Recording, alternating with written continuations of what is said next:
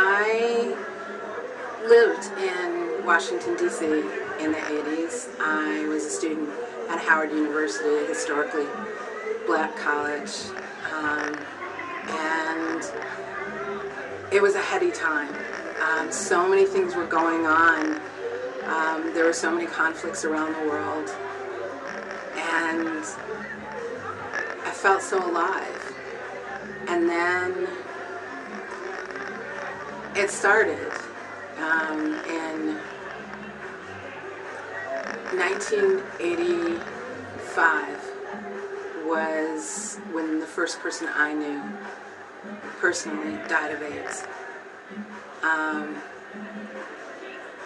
And I'm originally from Detroit, and they were the son of a friend, son of a family friend. And I remember going to the hospital one time and seeing him. And we knew so little about what caused it or what happened, and it was just so scary. And then after that, a cousin died. And these were people that I knew, I had laughed with and eaten chicken with, and that was pretty hard to have them gone. And then in '86, on the mall in D.C., they rolled out the names quilt.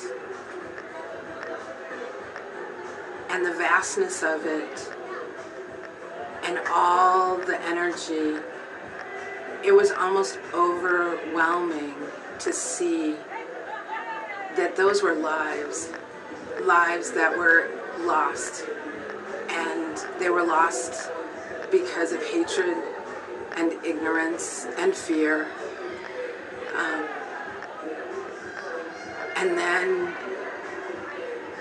I realized that they stretched, as far as that quilt stretched, they stretched even farther than that. Like the real quilt that would represent the real lives that were gone would literally blanket the earth many times over. And that was almost too hard to take. And then my friend from college, Chuck, he was beautiful. I mean, just physically beautiful, but beautiful in his heart too. And he got sick. And I got really scared. And I thought that it was pretty awful, because this beautiful person who was smart and funny and just had so much, and there was nothing we could do.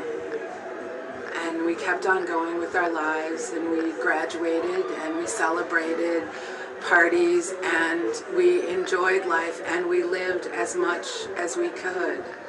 And there are times now that I'm living my life, and I'm thinking it's some 20 years after, and Chuck's not here.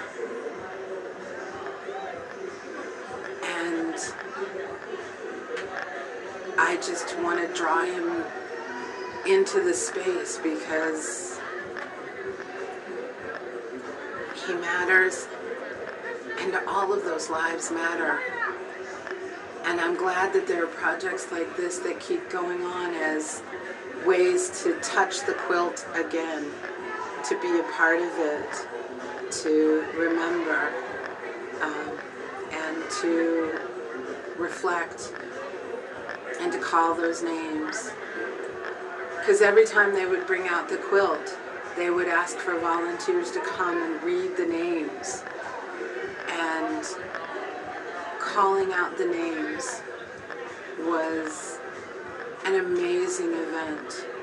It was amazing to share that, to have that space, to remember them.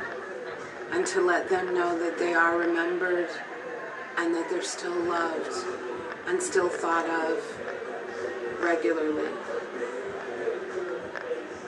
So to Chuck and to Butch and to Charles,